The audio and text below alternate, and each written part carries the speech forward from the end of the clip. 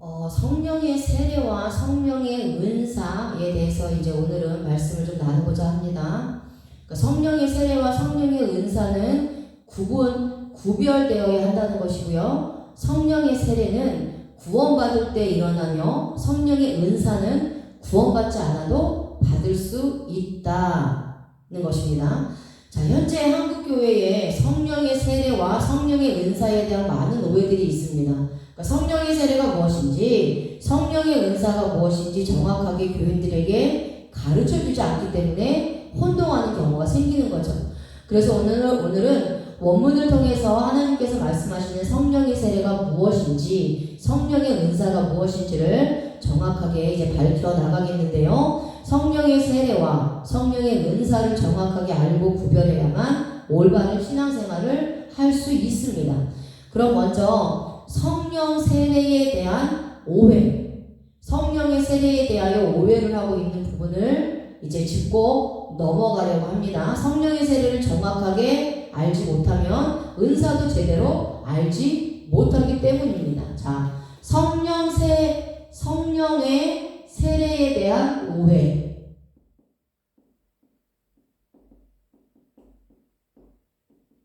자, 그 첫 번째 오해가요, 성령의 세례를 은사로 보는 겁니다. 성령의 세례를 은사로 보는 경우.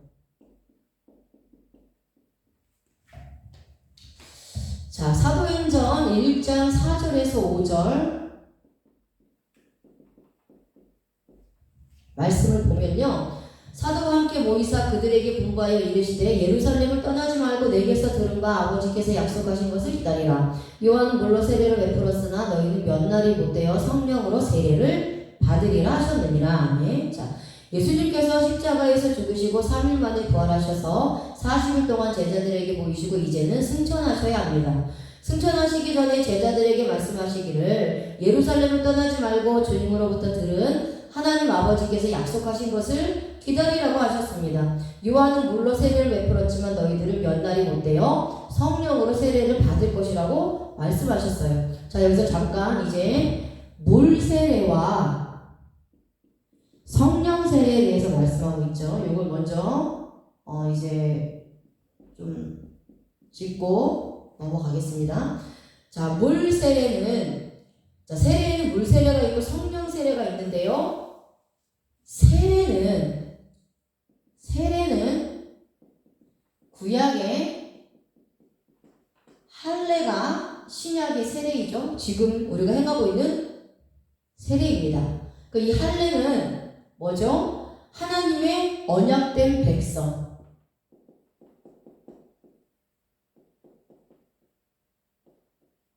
하나님의 언약된 백성이라는 증표예요. 증표. 그죠? 자, 그래서 하나님께서 행하라고 하신 것입니다. 할례는 구원의 확증이에요. 확증. 영적으로 보면 구원의 확증입니다. 하나님의 자녀가 되었다는 확증.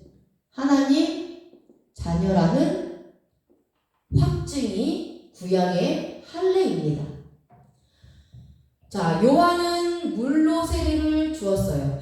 하지만 예수님께서는 불로 세례를 주실 거라고 말씀하셨어요.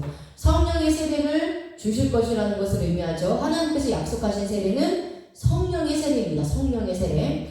자, 그렇다면 요한의 물 세례는 무엇이고 예수님의 성령 세례는 무엇이냐? 요한의 물 세례는요, 구약의 횃불 언약. 구약의 횃불 언약 같습니다.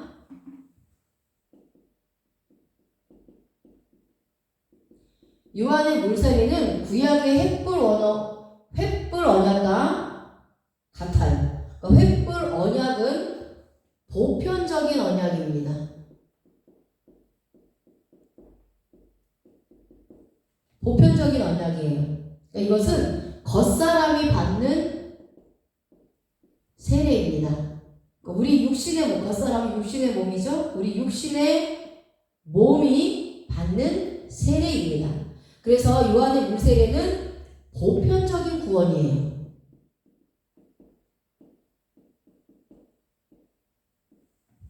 자, 그리고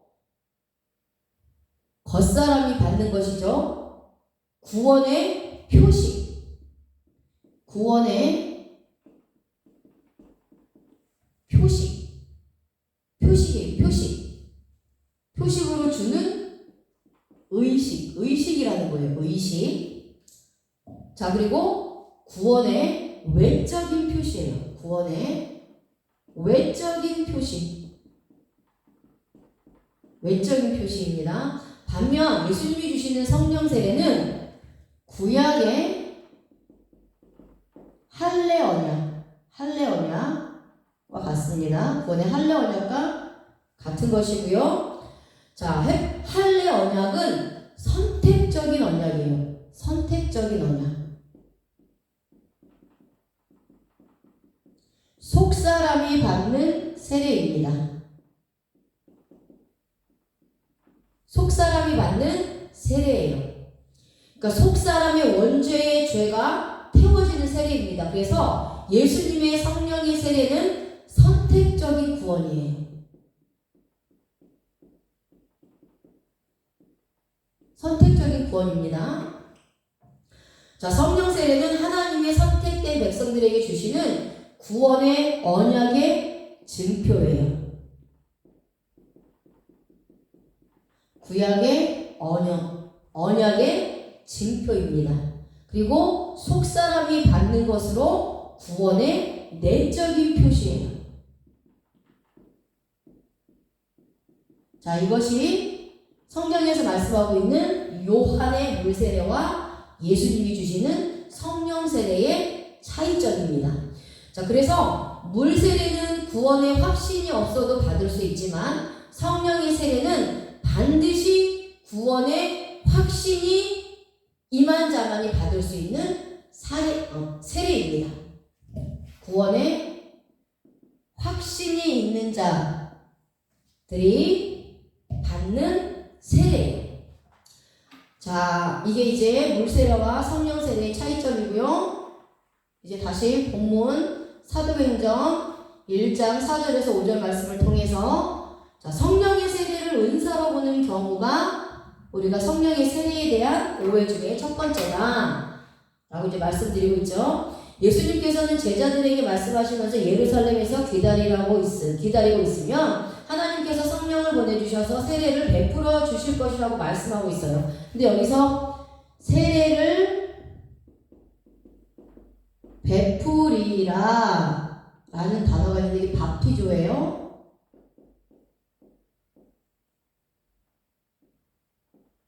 밥티조입니다. 밥티조. 세례를 베풀다라는 뜻이에요. 자, 문법을 좀 보겠습니다. 문법이 직설법, 미래 시제의 수동태를 사용하고 있어요. 제가 한 가지씩 이제 말씀을 드리는데요. 직설법은요, 실제로 있었던 사건 또는 실제로 있는 일을 표현하는 문법이고, 미래 시제는 앞으로 반드시 일어날 사건 을 표현하는 문법이에요. 자, 수동태는 주체가 타인에 의하여 영향을 받는 것을 표현하는 문법입니다. 자, 이것을 이제 문법적으로 해석을 해볼게요. 예수님께서는 만세전에 선택받은 자들은 반드시 성령의 세례를 받는다라고 말씀하고 있어요. 그럼 우리들도 구원의 확신을 얻어 성령의 세례를 받은 자들입니다. 또한 주님께서는 제자들에게 예루살렘에 머물고 있으면 반드시 성령의 세례를 받을 것이라고 말씀하고 있습니다. 만세전에 선택받은 자들도 마찬가지입니다. 아직 세상에서 구원의 은혜를 받지 못하고 성령의 세례를 받지 못한 자들이 있는데 창세전에 만세전에 구원받기로 작정된 자들, 하나님으로부터 택함받은 자들, 구원받기로 예정된 자들은 앞으로 미래가 되면 언젠가 하나님의 때가 되면 반드시입니다. 성령의 세례를 받을 것이라고 말씀하는 거예요. 그러니까 창세전에 하나님의 백성으로 하나님께서 선택해 주셨는데 아직 예수 그리스도를 믿지 않는 자들이 있어요. 그렇죠? 성령 세례를 받지 못한 자들이죠. 그런데 이들은 앞으로 미래에 언젠가 하나님 때가 되면 반드시 이들도 성령의 세례를 받고 구원을 받을 것이다 라고 말씀하는 거예요. 그런데 아무나 성령의 세례를 받은 것이 아니라고 말씀하고 있어요. 수동태를 사용합니다. 하나님께서 선택하시고 허락된 자들만 성령의 세례를 받게 된다는 것입니다. 그러니까 이것은 하나님이 원하시는 자들에게 주시는 특별한 은혜입니다. 그래서 구원에 확신이 왔다는 것은 성령의 세례를 받았다는 거예요. 이때에 성령 하나님이 나의 심령에 임하여 믿음을 주신 것입니다. 성령의 세례를 받는 것은 단회적 사건이에요. 단회적. 성령 세례는 단회적 사건입니다. 단회적 사건. 우리가 구원이 한 번에 단번에 받는 것처럼 성령의 세례도 단회적 사건이라는 거. 한 번 받는 것으로 끝난다는 거예요. 한 번 단회적으로 받음으로 성령 세례는 더 이상 받지 않아도 된다는 거예요. 예수 그리스도를 주로 믿고 시인하는 순간 받아서 천국 갈 때까지 절대로 사라지거나 하지 않고 내 심령 안에 머물러 있다라는 겁니다. 자, 이제 성령에 대한 오해 두 번째인데요. 첫 번째는 성령의 세례를 은사로 보는 경우다 라고 말씀을 드렸고요. 두 번째는요, 방언을 성령의 세례로 보는 경우입니다. 자, 방언을 성령의 세례로 보는 그러한 경우가 성령의 세례에 대한 오해라는 건데요. 자, 사도행전 2장 1절에서 4절 말씀입니다. 한국교회의 문제점이 무엇이냐? 방언을 받았으면 성령의 세례를 받은 것이고 방언을 하지 못하면 성령의 세례를 받지 못한 것으로 오해하고 있다는 겁니다. 물론 모든 한국교회가 그렇지 않고 모든 성도들이 그렇게 생각하지 않아요. 그런데 어떤 특정 교단에 속한 교회 그리고 그곳에 속한 또 성도들은 방언을 받아야만 성령의 세례를 받은 것으로 생각하고 방언을 받지 못하면 성령의 세례를 받지 못한 것으로 해서 억지로 방언을 하도록 훈련시키고 만드는 그러한 교단들과 교회들이 있다는 거죠. 또 그게 실제로 믿고 있는 성도들도 있다는 거예요. 하지만 성경은 방언을 성령 세례의 표로 보지 않습니다. 방언을 받지 않아도 성령 세례를 받을 수 있어요. 또한 성령의 세례를 받지 않아도 방언은 은사입니다. 은사이기 때문에 얼마든지 받을 수 있다라는 거예요. 그래서 우리는 이것을 혼동해서는 안 됩니다. 방언은 성령의 은사 중에 하나이지 구원받은 성령의 세례의 표가 아니기 때문입니다. 그래서 사도행전 2장 1절에서 4절에 오순절 날이 이미 이름에 그들이 다 같이 한 곳에 모였더니 호련히 하늘로부터 급하고 강한 바람 같은 소리가 있어 그들이 앉은 온 집에 가득하며 마치 불의 혀처럼 갈라지는 것들이 그들에게 보여 각 사람 위에 하나씩 임하여 있더니 그들이 다 성령의 충만함을 받고 성령이 말하게 하심을 따라 다른 언어들로 말하기를 시작하니라. 아멘. 자, 보통 우리가 성령 세례의 표시가 방언이라고 생각하는 사람들이 말하는 성경 구절이 바로 이 오순절 날의 성령의 역사입니다. 그런데 여기서의 방언이요. 사도행전 2장 1절에서 4절에서의 방언은요. 성령의 세례. 우리가 생각하는 성령 세례의 표가 아닙니다. 그리고 성령의 은사로서의 방언도 아니에요. 그리고 고린도 교회에서 사용했던 방언도 아닙니다. 그러면 여기서의 방언은 무엇이냐? 헬라어로 이 방언을 글로사라고 합니다.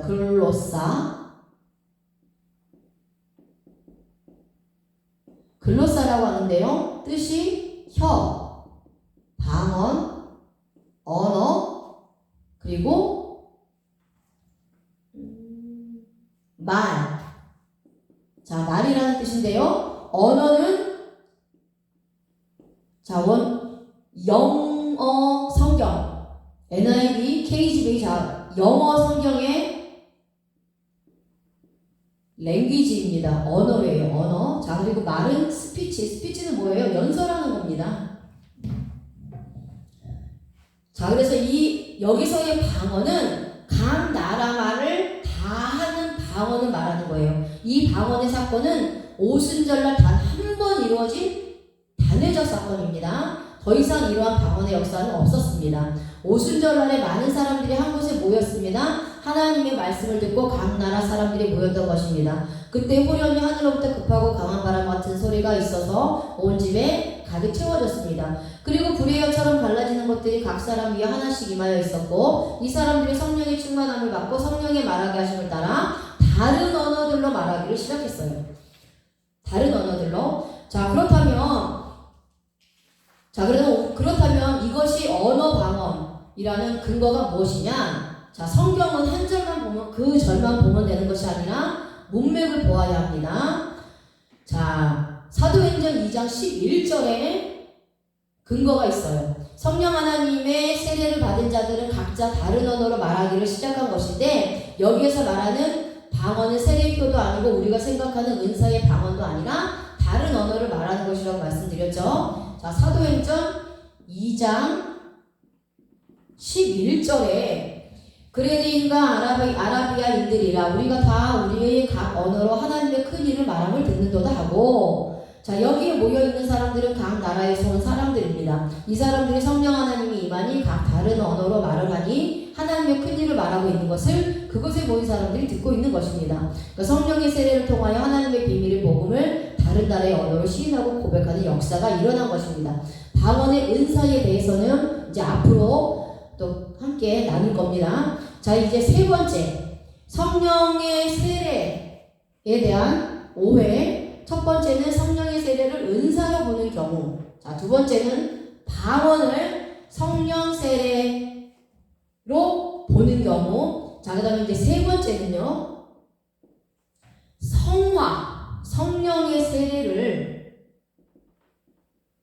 성령의 세례를 성화로 보는 경우입니다. 성화로 보는 경우입니다.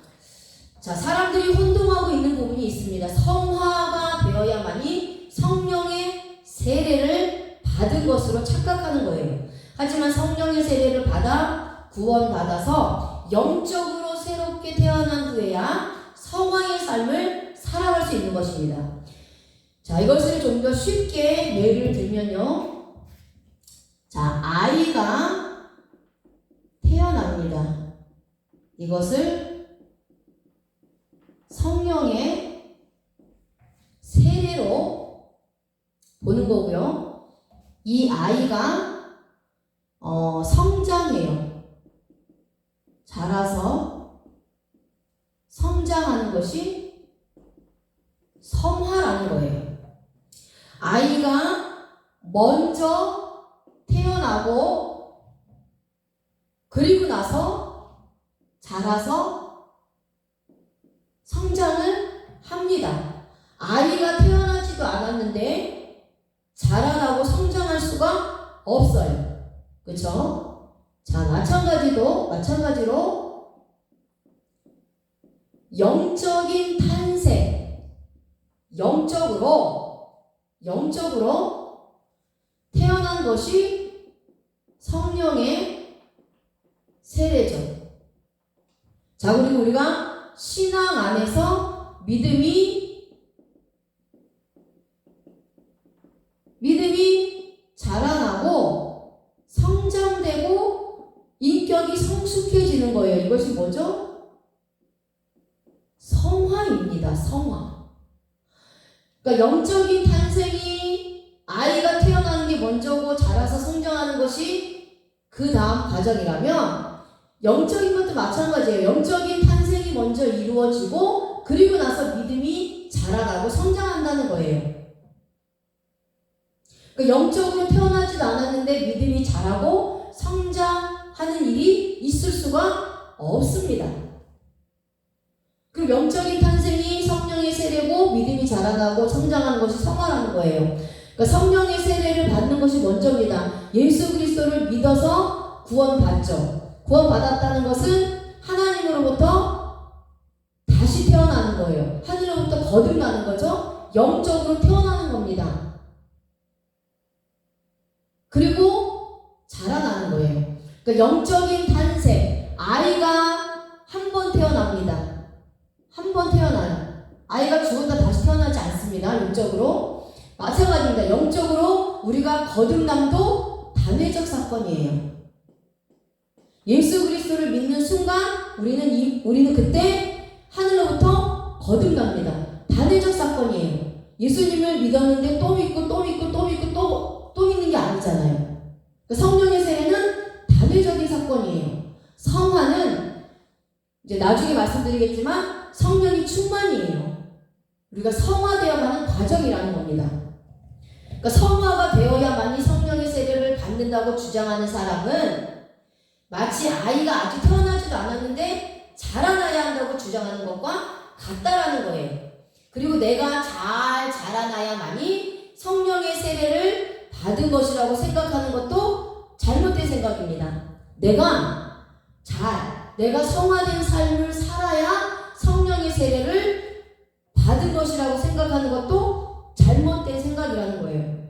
내가 성령의 세례를 통해서 영적으로 태어나질 않았는데 내가 잘 자라날 내가 예수님을 잘 믿을지, 내가 예수님 안에서 잘 자라고 될 수가 없다라는 겁니다. 성령의 세례를 통해서 태어난 후에 성화가 될 수 있다라는 거예요. 그래서 내가 잘 자라나야지, 믿음이 자라나고 성장되고 그래서 성숙하고 성화가 돼야지 성령의 세례를 받은 것이라고 생각하는 것은 잘못된 생각이라는 거예요. 그렇기 때문에 성령의 세례와 성화는 구분하여 생각해야 하는 것입니다. 성령의 세례는 주님을 입술로 시인하여 구원받을 때 받은 것입니다. 그리고 이렇게 하나님으로부터 탄생된 자들은 열심히 주님의 십자가 복음의 말씀을 듣고 또 말씀을 배우고 양육을 받고 주님 안에서 훈련되어져서 성화의 삶을 살아가는 것입니다. 그러니 이제부터 성화가 되어야만이 성령의 세례를 받았다고 생각하면 안 됩니다. 먼저 성령의 세례를 받고 그 다음에 성화가 되는 것입니다. 아멘.